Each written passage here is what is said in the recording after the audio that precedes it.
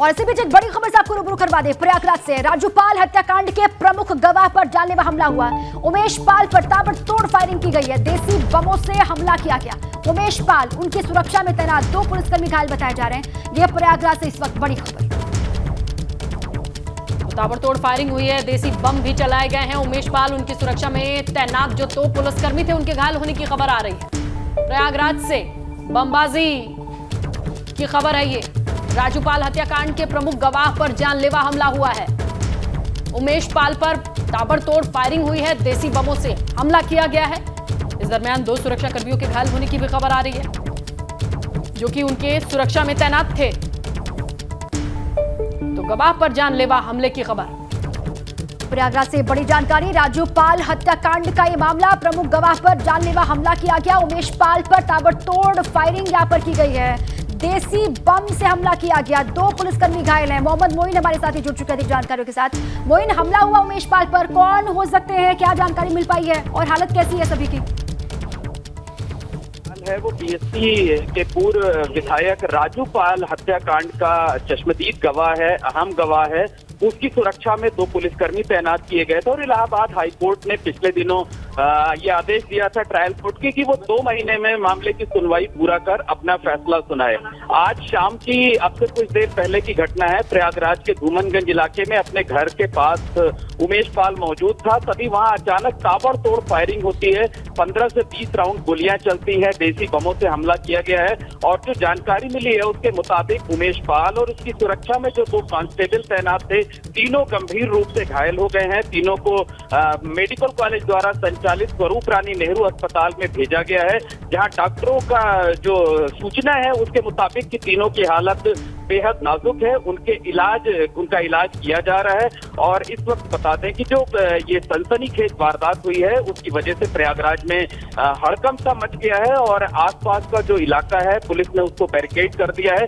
Police मामले की तफ्तीश में जुटी हुई है कि आखिरकार दिन दहाड़े इस तरीके की सनसनीखेज वारदात को किसने और किस मकसद से अंजाम दिया है। और आपको एक और अहम बात बता दें कि जो राजूपाल का बीएसपी विधायक थे, 25 जनवरी 2005 को हत्या हुई थी। उस मामले में जो मुख्य साजिशकर्ता थे, जो हमले का आरोप था, वो तत्कालीन समाजवादी पार्टी के सांसद अतीक अहमद और उनके छोटे भाई पूर्व विधायक खालिद अजीम उर्फ अशरफ पर था। तो अतीक और अशरफ से जुड़ा हुआ मामला होने की वजह से ये पूरा जो मर्डर केस था बेहद काफी लेकिन मोइन, देसी बम बरसाए गए, कई राउंड फायरिंग हुई है, ये जानकारी आप दे रहे हैं। इसके बारे में कौन हमलावर हो सकते हैं, कोई जानकारी अभी तक नहीं मिल पाई है, कोई पता उनके बारे में नहीं चल पाया है। प्रशासनिक अधिकारियों से आपकी बातचीत हो पाई क्या इस मामले को लेकर? देखिए, अब से थोड़ी देर पहले की, कुछ मिनट तो पहले की ही ये घटना है। जैसे ही पुलिस को खबर मिली, पुलिस तुरंत जो है वो एम्बुलेंस उसने मंगाया और अलग अलग गाड़ियों से जो उमेश पाल थे और जो 2 घायल कांस्टेबल हैं, तीनों को पहले जो है वो इलाज के लिए अस्पताल भेजा गया है। और पुलिस की जो कई दूसरी टीमें हैं वो मौके वारदात पे पहुंच रही हैं, क्योंकि वारदात की वजह से वहां काफी भीड़ लग गई है और आसपास का जो मेन हाईवे है वो जाम हो गया है, ट्रैफिक जाम है। तो वहां भी पुलिस की टीमें पहुंच गई हैं। परिवार वालों का बयान लेंगे और जब जो लोग घायल हुए हैं, चाहे वो उमेश पाल हो चाहे दोनों कांस्टेबल हो, उनके भी बयान दर्ज किए जाएंगे। और जो शिकायत परिवार के लोग देंगे, पुलिस को लिखित तौर पर तहरीर देंगे, या जो घायलों के बयान सामने आएंगे, उसके बाद ही किसी नतीजे पर पहुंचा जा सकता है कि आखिरकार फिल्मी अंदाज में इस तरीके का सनसनीखेज जो वारदात हुई है उसको किसने और किस मकसद से अंजाम दिया गया है। बहरहाल पुलिस कई संभावनाओं पर काम कर रही है, कई आशंकाओं पर काम कर रही है और पुलिस की तरफ से यही कहा गया है कि हम पहले जो है वो घायलों। पूजा पाल, राजूपाल की पत्नी इस वक्त फोन लाइन पर मौजूद हैं, उनसे हम जानते हैं कि उन्हें किस तरीके से ये खबर पता चली। पूजा जी, स्वागत है एबीपी गंगा पर। जरा बताएं, आपको ये जानकारी मिली और कब पता चली, क्या कुछ पता है आपको इस बारे में? नहीं, मुझे कोई जानकारी नहीं है। कोई जानकारी नहीं है? जी जी। अच्छा, उमेश, वो मेरे मुकदमे में गवाह नहीं है, क्योंकि सीबीआई जांच हुई है तो उमेश पाल को गवाह नहीं माने हैं।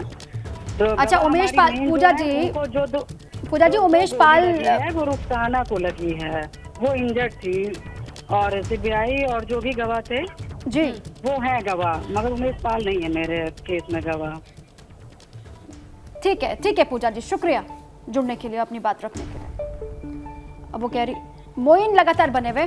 मोइन, क्या उमेश पाल की तरफ से इस तरीके से हमला उनके ऊपर हो सकता है? इस बात को लेकर कोई आशंका जाहिर की गई थी पहले से, या फिर ऐसा कुछ उनको लग रहा था कि ऐसा होगा? ये बात भी सामने आई क्या? लेकिन निश्चित तौर पर पहले भी कई बार जो है छिटपुट हमले उमेश पाल के ऊपर हो चुके हैं। उन्होंने इस बात की आशंका जताई थी कि उन पर इस तरीके से कोई बड़ा हमला किया जा सकता है। और राजू पाल की जो हत्या हुई थी, जो बीएसपी के विधायक थे, उस मामले से जुड़ा होने की वजह से ही उनको 2 सुरक्षा कर्मी दिए गए थे, क्योंकि जो मुकदमे का ट्रायल है राजू पाल का, वो एकदम फाइनल स्टेज पर है और कभी भी उस मामले में फैसला आ सकता था। इसी वजह से उमेश पाल को सुरक्षा में 2 कांस्टेबल दिए गए थे। दोनों कांस्टेबल आज भी जो है उमेश पाल के साथ थे, और यही वजह है कि जब उमेश पाल पर जानलेवा हमला हुआ है तो उस हमले में दोनों जो कांस्टेबल है, वो दोनों कांस्टेबल भी घायल हुए हैं। हालांकि जिस वक्त हमला हुआ उस वक्त सुरक्षाकर्मी किस पोजीशन में थे, क्या उन्होंने हमलावरों से मुकाबला किया, क्या कुछ किया, अब कुछ देर के बाद अभी हालत कैसी है, इस बारे में कुछ जानकारी आ रही है? देखिए, अभी जो जानकारी मिली है, जिस कंडीशन में अस्पताल लाया गया है तीनों लोगों को, चाहे वो उमेश पाल हो, चाहे जो दोनों सुरक्षा कर्मी हो, उन सभी की हालत गंभीर है। तीनों को जो अभी शुरुआती तौर पर जानकारी दी गई है कि तीनों को गोली लगी हुई है, बम के छर्रे लगे हुए हैं, तो ये कहा जा सकता है कि तीनों की हालत न सिर्फ गंभीर है बल्कि नाजुक भी बनी हुई है।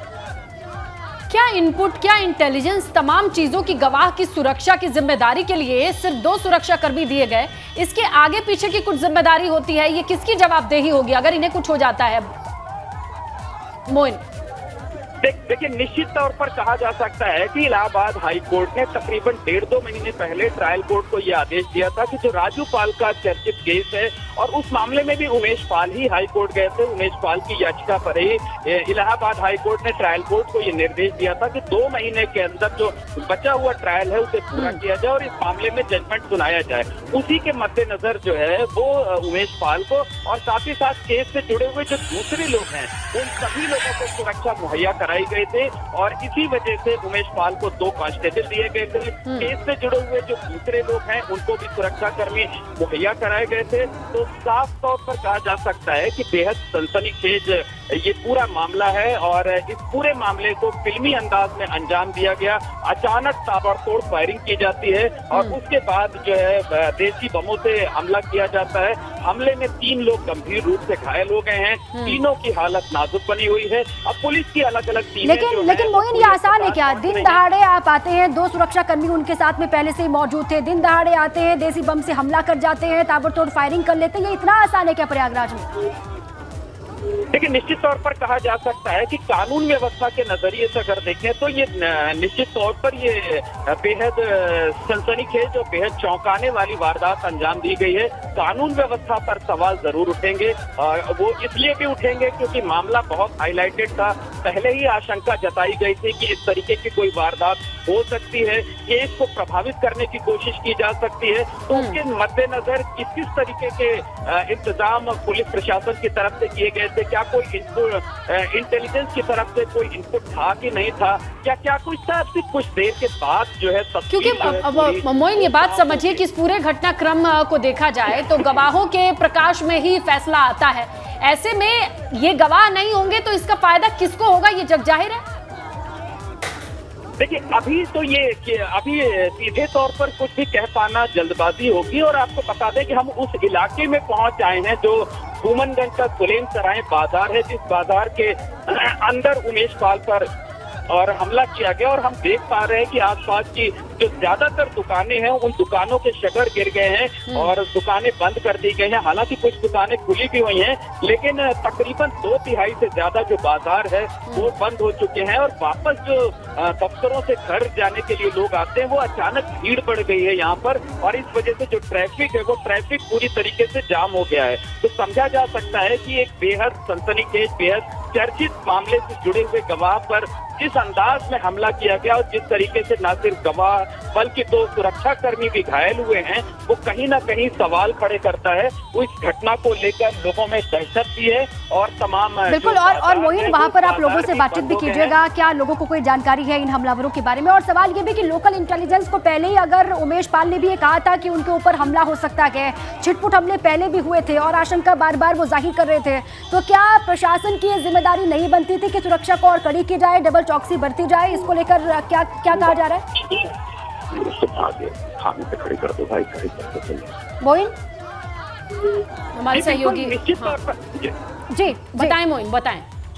जी बिल्कुल निश्चित तौर पर कहा जा सकता है कि ये पुलिस प्रशासन की जिम्मेदारी थी कि जब हाई कोर्ट के निर्देश पर राजू पाल जो मर्डर केस था उसका ट्रायल अंतिम दौर में चल रहा था, तो उस केस से जुड़े हुए जो भी गवाह हैं उनकी सुरक्षा के पुख्ता इंतजाम किए जाने चाहिए थे। और इस तरीके की जो वारदात हुई है, निश्चित तौर पर पुलिस प्रशासन की जो कार्यप्रणाली है उस पर सवालिया निशान खड़े होते हैं। और हम फिर से आपको बता देते हैं, तस्वीरों के जरिए दिखाने की भी कोशिश करेंगे कि यहाँ पर जो एडीसीपी वगैरह हैं वो सब मौके पर पहुंचने लगे हैं और हम ठीक उसी सड़क पर मौजूद हैं जहाँ पर इस गली के अंदर वारदात को अंजाम दिया गया। और कुछ ही पलों में हम सीधी तस्वीरें भी घटनास्थल से दिखाने की कोशिश करते हैं अपने दर्शकों को। और बिल्कुल तो ये बड़ी वारदात हुई है मोइन।